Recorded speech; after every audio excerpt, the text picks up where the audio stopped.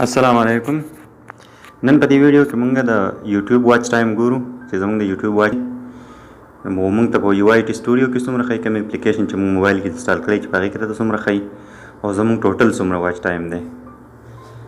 نو په اپلیکیشن کې د 28 ورځو ښایي واچ ټایم، تاسو چې کتای شئ ویوز هم د 28 ورځو ښایي. بعضې کسان وایي زموږ واچ ټایم چې دی دا واپس ښکته را روان دی او لکه بره لاړ شي بیا د هغې نه ښکته راځي. نو د هغې اصل ریزن چې دی هغه دا دی، نو د هغې لپاره به مونږ ګوګل کروم کولاو کړو او ګوګل کروم به که په موبایل یې ګورو نو دا به ډیسکټاپ سایټ باندې کولاو کړو.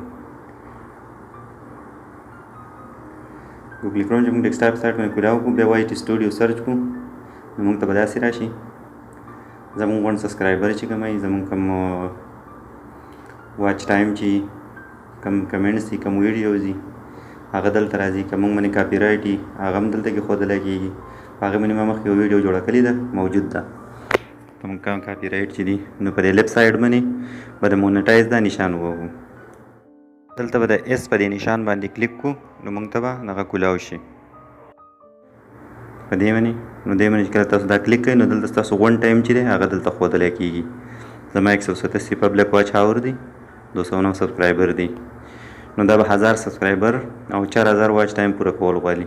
خو که دلته تاسو اپلای نه کړئ چې اپلای یې ونه کوئ، څو پورې ستاسو دا ټایم نه پوره شوی او دا سبسکرایبر هم نه پوره شوی نو چې اپلای یې ونه کوئ. زما نه غلطۍ کې شوې ده چې کله ستاسو واچ ټایم او سبسکرایبر هم پوره شو نو بیا اپلای وکړئ نو ستاسو چینل چې دی دا به ډایرکټ مونیټایز شي.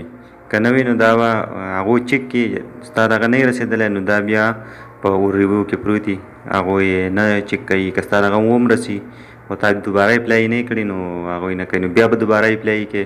نو د هغې نه ښه دا ده چې مخکې تاسو اپلای ونه کوئ. ویډیو دومره پورې وه، زموږ سره اوسئ، چینل سبسکرایب کړئ. والسلام.